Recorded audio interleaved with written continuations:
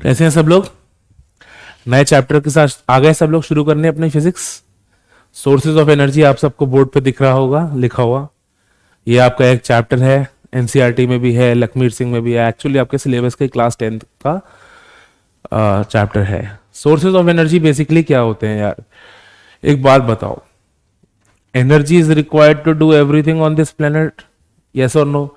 ये लाइट जल रही है एनर्जी से चल रही है, ये स्मार्ट बोर्ड चल रहा है एनर्जी से चल रहा है, आप अपना फोन देख रहे हो वो एनर्जी से चल रहा है, हाँ या ना? फोन पे देख रहे हो ना? और उसके बाद आपके सर पे पंखा चल रहा हो वो भी एनर्जी से चल रहा होगा। जिस स्कूटी से आप ट्यूशन आते जाते हो वो भी एनर्जी से चलती है। हर चीज एनर्जी से चलती है ना दोस्त। तो एनर्जी किसी सोर्स से आती है ना, ऐसी अपने आप तो प्रकट हो नहीं जाती, किसी सोर्स से आती है। तो उसी के ऊपर एक चैप्टर है ये सोर्सेज ऑफ एनर्जी, क्योंकि हम इसमें डिस्कस करेंगे नाना प्रकार के सोर्सेज एनर्जी के। And I know you must be thinking कि सर इतने सारे सोर्सेज हम क्या करें पढ़ के। सही भी है गलत भी है। Reason I tell you the reason. See what we are going to do in this chapter is कि we are going to teach you about multiple sources of energy, ठीक है? And we can draw a comparison between them. So if we draw a comparison between them, we can choose कौन सा source कहाँ पे ideally use हो सकता है, ठीक है? सपोज करो आप एक रेगिस्तान के बीच में आपने अपना एक कुछ रिसर्च लैब सेटअप कर ली अपनी। अब वहां पे इलेक्ट्रिसिटी ट्रांसमिशन केबल्स तो आएंगे नहीं आपके लिए बिजली प्रोवाइड करने, हाँ या ना? तो आपको किस पे डिपेंड करना पड़ेगा? सोलर एनर्जी पे। अब वो कैसे पता चलेगा किस पे डिपेंड करना है? जब आप चैप्टर को ढंग से पढ़ोगे और सबके बीच में कंपैरिजन ड्रॉ करोगे, राइट? अगर आप किसी कोस्टल एरिया में हो, वहां पे बिजली नहीं आती, तो आप क्या करोगे? आप टाइडल एनर्जी या ओशन एनर्जी पे आप अपने काम को रिलाय करवाओगे, है ना?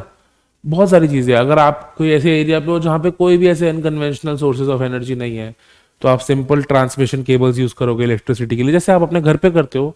ऑल तो घर पे आप सोलर भी लगा सकते हो, and now days it's getting very popular. But आप ट्रांसमिशन केबल्स इलेक्ट्रिसिटी भी यूज कर सकते हो। अच्छा, इलेक्ट्रिसिटी कहाँ कहाँ से बनती है वो सब भी देखना पड़ेगा। कन्वेंशनल इलेक्ट्रिसिटी कोल से बनती है क्रूड ऑयल के थ्रू भी कहीं कहीं बन जाती है, नेचुरल गैस के थ्रू भी बन जाती है, मेनली कोल से बनती है। तो उन सब चीज़ों के बारे में भी हमें स्टडी करना पड़ेगा। तो जब हम इस चीज़ के बारे में जब डेप्थ में घुसेंगे टॉपिक में, जब हम स्टडी करते हैं, तब हमें रियलाइज होता है कितना वास्ट सब्जेक्ट है। इसके अपने आप के अंदर मतलब पोस्ट ग्रेजुएट स्पेशलाइजेशंस भी होती है, इतना वास्ट ये सब्जेक्ट है। तो आज शुरू करते हैं पढ़ना, ठीक है? चलिए, सोर्सेज ऑफ एनर्जी हम पढ़ना शुरू करते हैं। सबसे पहला क्वेश्चन जो अभी मैंने आपको इतना बकबक करके हिंदी में बताया, उसको अंग्रेजी में जानना भी जरूरी है। और अंग्रेजी नहीं, एक्चुअली फिजिक्स की करेक्ट भाषा में जानना बहुत जरूरी है। और जो लोगों को फिजिक्स में कोई खास इंटरेस्ट नहीं, बस नंबर लाने में इंटरेस्ट है, तो उनके लिए भी जरूरी है कि 1 मार्कर में सीधा सीधा डेफिनेशन पूछा जाता है। तो डिफाइन सोर्सेज ऑफ एनर्जी, और रीड करें। अ source of energy is one which can provide adequate amount of energy in a convenient form over a long period of time। बहुत सारी इसमें छोटी छोटी बातें आपको ध्यान देनी है। आप पढ़ के आपको लगता है ओके समझ गया है, तो हिंदी में सर ने अभी बताया था, अभी मैं फिर समझ गया या समझ गई, तो बहुत ही नॉर्मल सी चीज लगती है। बट इसमें आप कुछ छोटे छोटे पॉइंट्स देखो, बहुत सारी चीजें हैं। अ source of energy is one which can provide adequate amount of energy. Adequate मतलब सफिशिएंट। यार पर सर आप तो कह रहे थे कोई भी सोर्स एनर्जी का कुछ भी हो सकता है, जैसे हीट एनर्जी हम पेपर को जला के निकालते हैं। न्यू ईयर्स ईव पे सब लोगों ने छत पे बॉन फायर किया है ना, उसमें पेपर को जला के हीट एनर्जी ऐसे हाथ सेकते हो अपने, तो सब लोगों ने यूज करा है वो। बट क्या वो सोर्स ऑफ एनर्जी है? नहीं, क्योंकि वो एडिक्वेट अमाउंट ऑफ एनर्जी नहीं दे सकता। क्यों नहीं दे सकता भाई? क्योंकि इतनी सी हीट से आपके पूरे घर की बिजली थोड़ा ना चल जाएगी, हाँ या ना? वो पेपर है, वो लिमिटेड है, वो कम अमाउंट ऑफ एनर्जी ही दे पा रहा है एक बार में। तो ऐसे ही और भी एग्जांपल्स हो सकते हैं। तो आपको क्या देखना है? एडिक्वेट मतलब सफिशिएंट अमाउंट ऑफ एनर्जी अगर कोई सोर्स दे सकता है, तभी उसको हम सोर्सेज ऑफ एनर्जी में काउंट कर सकते हैं। Sufficient amount to meet our daily needs. Secondly, adequate amount of energy in a convenient form. In a convenient form, 3 words हैं इसमें, बताता हूं। पहले एडिक्वेट, फिर कन्वीनियंट, और फिर लॉन्ग पीरियड ऑफ टाइम। तीनों को एक्सप्लेन करना है। कन्वीनियंट फॉर्म, अच्छा कन्वीनियंट फॉर्म का कैसे एग्जांपल दे सकते हैं हम? चलो आपको बताता हूं। पत्थर लो दो और आपस में मारो, चिंगारी निकलेगी, वो चिंगारी क्या एनर्जी है, एनर्जी है ना, हीट की फॉर्म में निकलती है वो, और लाइट की फॉर्म में एनर्जी निकलती है ना। पर क्या वो कन्वीनियंटली हम ट्रांसफर कर सकते हैं अपने घर का अप्लायंसेस चलाने के लिए? नहीं ना, that is difficult to convert, it is not convenient to convert that energy, yes or no? तो वो तो कन्वीनियंट एनर्जी नहीं हुई, हेंस दैट पत्थर cannot be named as a source of energy. Understood? That is why this definition is important.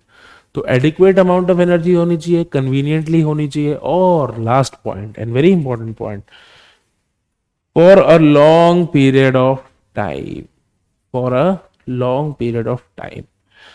मतलब क्या sir long period of time? मतलब of course, मतलब आप लोग समझ सकते हो, आप लोग कितने 15-16 साल के बच्चे हो, बेवकूफ नहीं हो, समझ सकते हो, इतनी इंग्लिश टू हिंदी ट्रांसलेशन आपको आती है।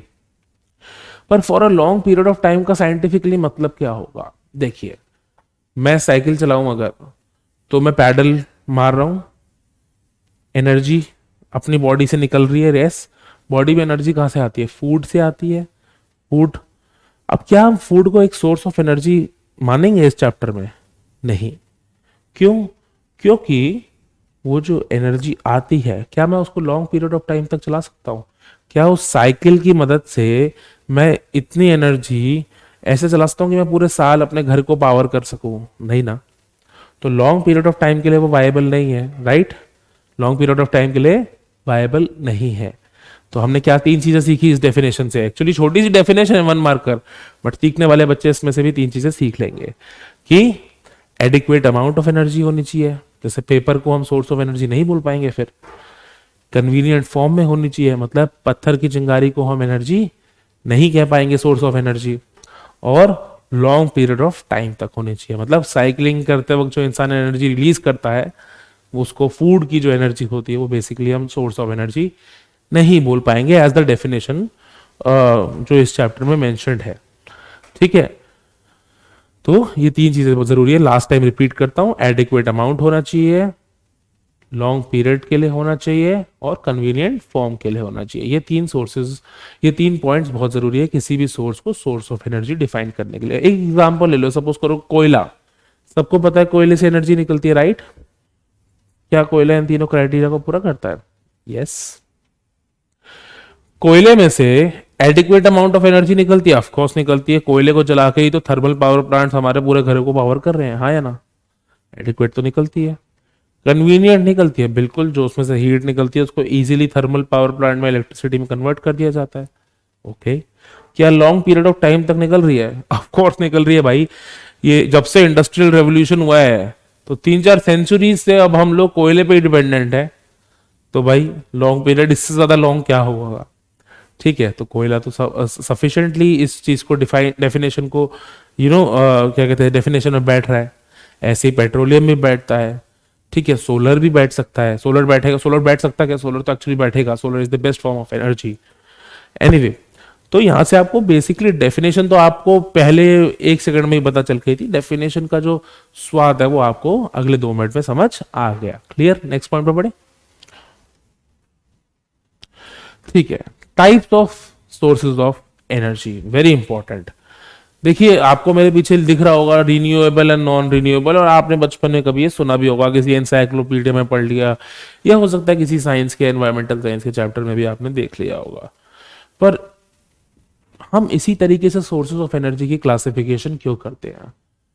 क्योंकि बच्चे एनर्जी बहुत सारी चीजें दे सकते हैं, पर जब हमने इंडस्ट्रियल रेवोल्यूशन शुरू किया था तब हमें रियलाइज किया था हमें तो एनर्जी मिल रही है, हमें काम खत्म।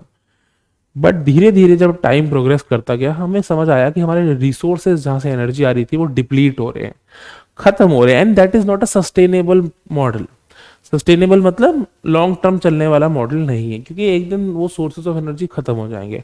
इसलिए it was very important to classify the sources of energy into 2 sub categories, which is renewable and non renewable. Renewable होंगे जो एक बार खर्च हो जाएंगे, उसके बाद भी हम उसको यूज कर सकते हैं। जैसे सपोज करो सोलर एनर्जी है, वो एक बार आप यूज कर लो, इसके बाद ऐसा तो नहीं सूरज गायब हो जाएगा, सूरज तो फिर भी आता रहेगा, क्या सूरज की किरणें आती रहेंगी, वो आपके सोलर सेल्स को चलाती रहेंगी, और आप फिर से सोलर एनर्जी यूज कर सकते हो। ठीक है, जैसे आप ले लो टाइडल एनर्जी, जो टाइड्स की वजह से होती है, वेव्स जो होती हैं सी में, टाइडल एनर्जी भी, एक बार टाइडल एनर्जी आपने यूज कर ली तो दूसरी टाइड भी तो आएगी उसके बाद, उसकी एनर्जी भी तो यूज करोगे, टाइड्स का भी खत्म तो होंगी नहीं, है ना, टाइड तो हमेशा रहेगा, तो उसको भी रिन्यूएबल सोर्सेज ऑफ एनर्जी में आएगा। पर नॉन रिन्यूएबल क्या है सर? देखिए नॉन रिन्यूएबल वो होगा एग्जैक्टली इसका ऑपोजिट, जो चीज एक बार यूज कर दी उसके बाद तो आना बड़ा मुश्किल है। जैसे कोयला, कोयले को फॉर्म होने के लिए मिलियंस ऑफ ईयर्स लग गए थे यार। तो एक बात बताओ, अगर आप एक कोयला यूज कर लोगे तो आपको वही दूसरा पीस कितने सालों बाद मिलेगा? जब तक तो आपकी पुश्ते भी नहीं होंगी, हो सकता है ह्यूमन सिविलाइजेशन एंड हो चुकी हो। तो कोयले को हम नॉन रिन्यूएबल में डालते हैं, क्योंकि एक बार once used it is gone for ever, now it can not be replenished. Crude oil जो हम जमीन से निकालते हैं वो भी ऐसे ही है, एक बार यूज कर दिया भाई तो फिर खत्म फॉर एवर। गाड़ी में सीएनजी डालते हो, CNG natural gas, compressed natural gas, वो भी एक बार उड़ गई तो उड़ गई ना, उसके बाद तो गायब, सिलेंडर खत्म, तो फिर दूसरे भरवाना पड़ेगा वापस जाके, है ना। सब लोगों ने यही करा है ना। तो इसीलिए रिन्यूएबल एंड नॉन रिन्यूएबल की क्लासिफिकेशन बहुत जरूरी है। मैं आपको बेसिक बेसिक एग्जांपल्स देता हूं, जो अभी मैंने ओवरली दे दिया, उस स्लाइड के थ्रू भी एक बार आपको मैं बता देता हूं। नॉन रिन्यूएबल सोर्सेज में सबसे इंपॉर्टेंट होते हैं फॉसिल फ्यूल्स। फॉसिल फ्यूल का क्या मतलब होता है बेटा? फॉसिल फ्यूल्स का मतलब होता है जो ऑर्गेनिक मैटर, जैसे प्लांट्स एंड एनिमल्स मर गए थे और वो धीरे धीरे ग्राउंड में डिपॉजिट होते चले गए, नीचे आते चले गए, तो वो बन जाते हैं फॉसिल फ्यूल्स। फॉसिल वर्ड आपने सुना होगा पहले, तो फॉसिल की वजह से जो फ्यूल जनरेट होता है उसको फॉसिल फ्यूल कहते हैं। तो नॉन रिन्यूएबल का सबसे मेजर पॉइंट यही है, फॉसिल फ्यूल्स। उसी के अंदर 3 कैटेगरीज आती है जिसको इस चैप्टर में हम डिस्कस करने वाले हैं, which is coal, petroleum, natural gas. अच्छा, कोल और नेचुरल गैस तो आप लोगों को थोड़ा थोड़ा समझ आता होगा। पेट्रोलियम में मैं एक बात क्लैरिफाई कर दूं, जो आप लोग अपनी गाड़ी में पेट्रोल डालते हो और ये petroleum, they are different things. Petroleum is actually crude oil. Crude oil ये सुना होगा पहले कभी शब्द आप लोगों ने?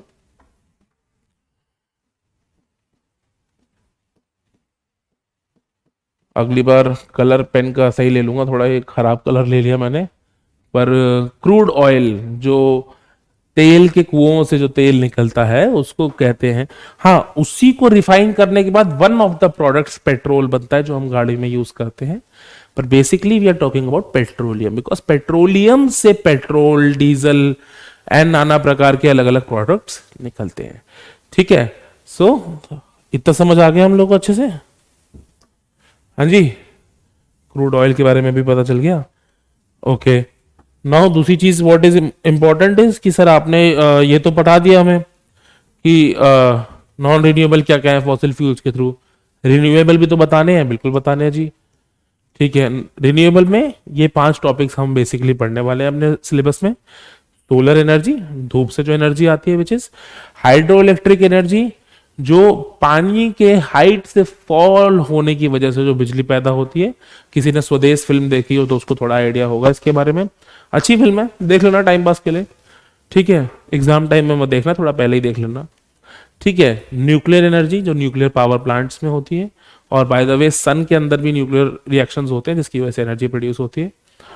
जियोथर्मल एनर्जी, उसको भी हम डिटेल में पढ़ेंगे कि अर्थ की वजह से, टेम्परेचर डिफरेंसेस की वजह से हम कैसे एनर्जी प्रोड्यूस करते हैं, very important form of energy which is. And tidal energy, जो सी में टाइड्स आती हैं उसकी वजह से हम कैसे एनर्जी प्रोड्यूस करते हैं। So this was basically the classification of sources of energy which was renewable and non renewable, and we discussed the definition of source of energy। ठीक है, तो हम नेक्स्ट लेक्चर में इसको ढंग से शुरू करते हैं चैप्टर को। ठीक है जी, तो अपना ध्यान रखें, फिजिकल और मेंटल हेल्थ दोनों का ध्यान रखें, पढ़ते रहें और खुश रहें।